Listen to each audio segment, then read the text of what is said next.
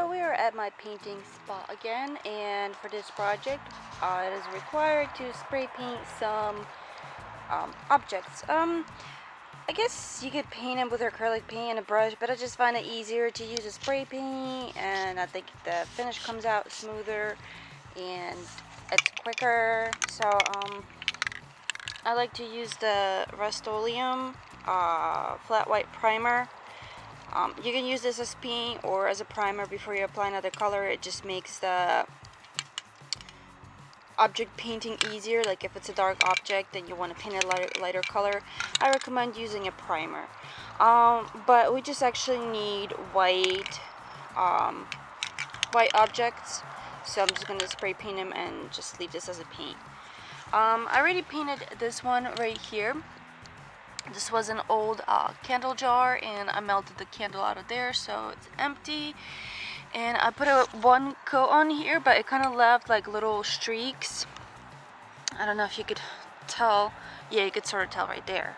See, there's like a little line there. It looks like a vein, but it left these little streaks. So when you actually put a candle back in here, you could see that it's not just like a flat surface. So I'm just going to put a second coat of paint on here, and I'm also going to paint these candles, and they came with plastic on them. I'm just going to leave the plastic on them. I'm just going to leave the plastic on them. But whatever. It sounds weird anyway I say it. But I'm going to paint them whiter, and that will also give me a better surface of paint too. But when we're actually going to paint these and make them look more like birch trees,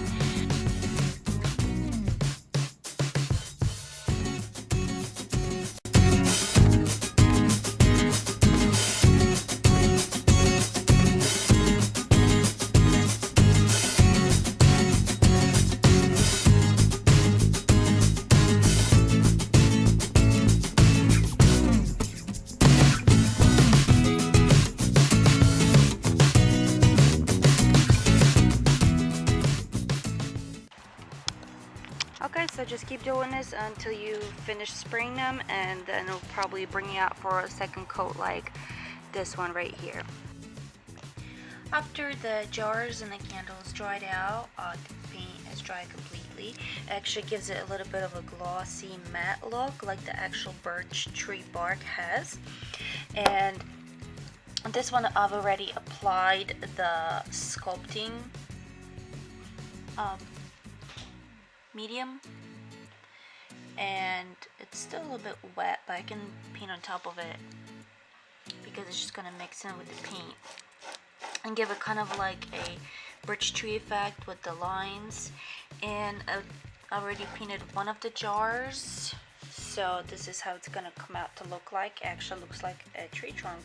And here I just used black and white paint, and I'll show you how I actually applied the painting technique.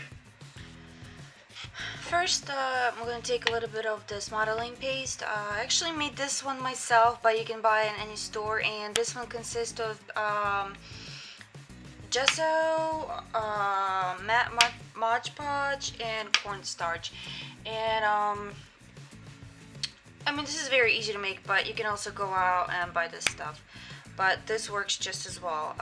So what I'm gonna do is just take a little bit of it and put it on my plate palette, and I'm gonna take a little piece, and I'm just gonna basically put little chunks of it for texture purposes.